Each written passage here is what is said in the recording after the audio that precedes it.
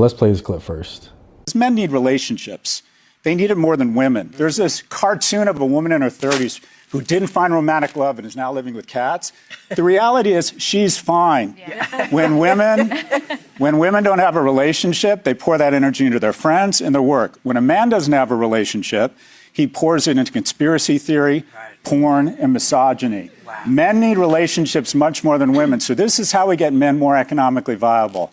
Better tax policies, more vocational programming, and also, I think the public policy that would benefit men the most is universal child care. Because we need the greatest level of self-harm, the zone of quote-unquote suicide for a man, is the year after he's divorced. And the greatest cause of divorce is not a lack of values, it's not infidelity, it's economic strain. We need to put more money in the hands of younger people. And my generation, which has registered a disproportionate amount of wealth, needs to pay it back. We have a debt, but we cannot hold young men accountable for my privilege. It's just not fair. Oh my gosh. There's a lot there. Where to begin? There's so much that is frustrating about everything that just happened right there. Yeah, there's so many ways to look at it. We could look at it from the end of what he said, but I want to start at the beginning. Okay. And he talked about how men need relationships more than women. Implicitly, I think he was saying that men need romantic relationships more than women, because he talked about men that are not in romantic relationships or on porn and in the basement, conspiracy theories.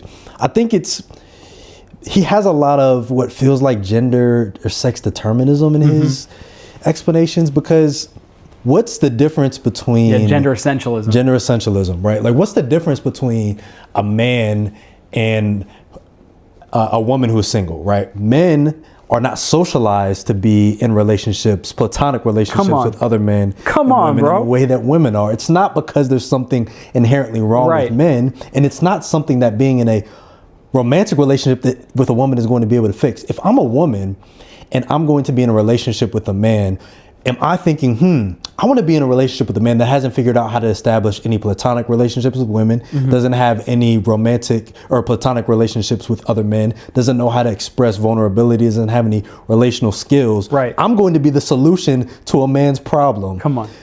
What woman would want to sign up for that? That sounds terrible. But that's what he's promoting. Yes. And people are clapping and cheering in the background. I'm like, are y'all not thinking about this? Like, in my own experience, I'm thinking about the relationships, the platonic relationships with women that I have, and the fulfillment that I get from... Men are needy losers that need women to fix them. Right, like, and women in a romantic context to fix them. Right. Like, learn how to be... not even as friends. Yeah, learn how to be friends with other dudes in a vulnerable manner. Or other women. Learn how to be friends with women. I've learned so much from the relationships that I have with women, platonic relationships, right? Because there is a difference in socialization that women get when it comes to dealing with their emotions, when it comes to having intentional conversations. You know, there's this like stereotype that a lot of men can sit for 3 hours and watch sports and leave, and then you go home to your girlfriend and you ask, oh, how's so-so doing? And you have no answer for it, right? Like, that's a real thing that can happen. Yeah, but that's not inherent within men. That's because of how men are socialized. It's because of the patriarchal culture that we live in. We'll touch on this a little bit later. Yes. But so that's one angle that I think he gets incredibly wrong, and I think it's harmful. He points out real issues, because there are men that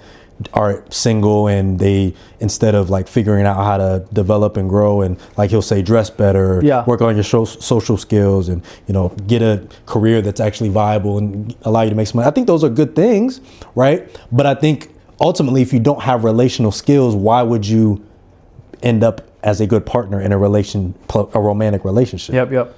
So I think that's one point. He gets into a lot of other things as well. He talks about the need for men to be providers. That's one of the things he says. Protectors, I forget the third P.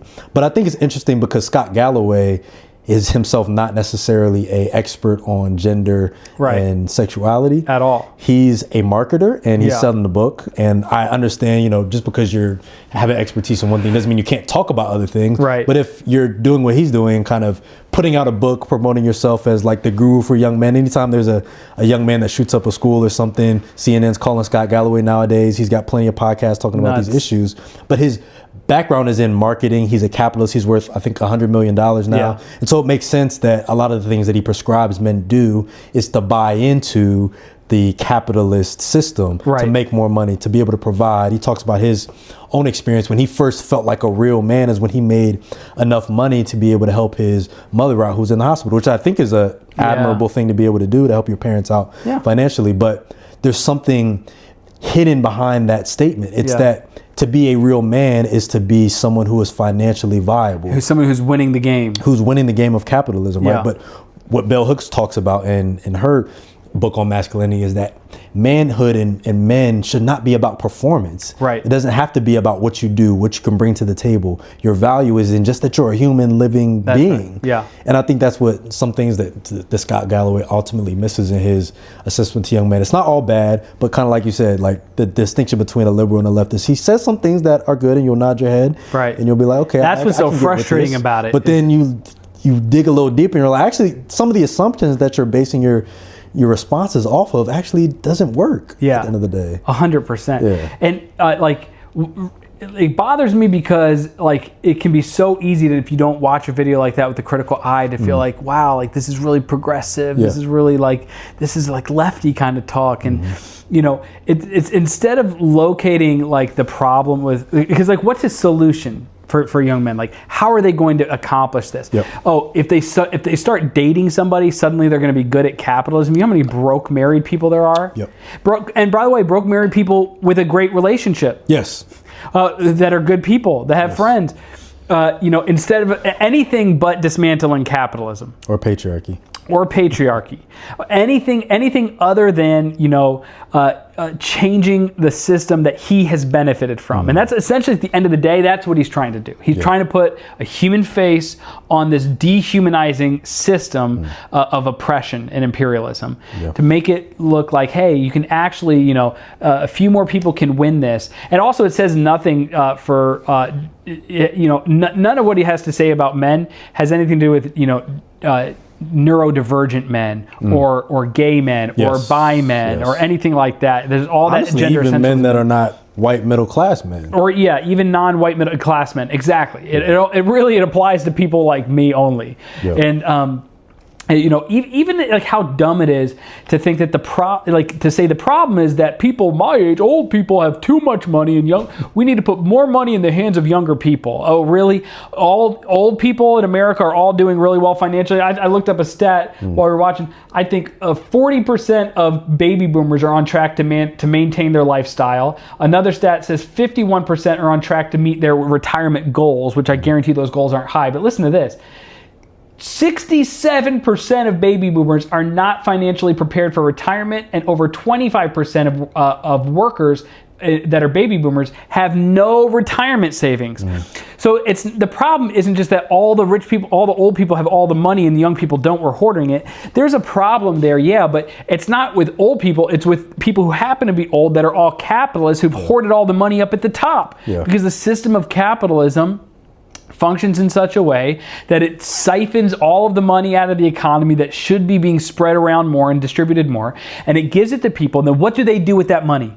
They buy more assets because they can't spend it. Once you have a certain amount of money, you bought all the things that you want, you can't spend it on things that actually put money back into the economy and distribute the money back into the economy. So what do? They buy more assets. Then what do those assets do? Those assets earn at minimum 5% average return for them, right? So they're gonna then get more money. Now what do they do with that extra 5%? They buy more assets. Then what do they buy more assets until guess what? There's less and less assets around for anybody else.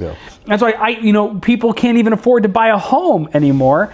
Not because there's a handful of old people that have or because all the old people have all the money. It's because there's a handful of capitalists across all generations have all the money. I think we need to just stop letting people that have $100 million net worths lecture us about common people's issues. Come on. Because at the end of the day, you don't know what regular people are going through. You're talking from your own experience that happened 40 years ago when you were a young man. He's something 60 years old now. He has personal experience with his own kids, but his kids are growing up in absorbent amounts of wealth. That's right. So the struggles that your kids may feel, though they may be real, they're not relatable to the average person. They're not relatable to the average man. And like we said, his target audience for the book is probably affluent, middle-aged, middle class white men. Yep. He has an anecdote in the book. I was listening to a review of the book, and they were talking about some of the anecdotes that he gives. And he says that young men should go work a service job so that they know what it's like to be a service worker, as if there's not a very large subset of men who just work service jobs because they have to. That's right. And so it's just completely out of touch with what regular people are going through.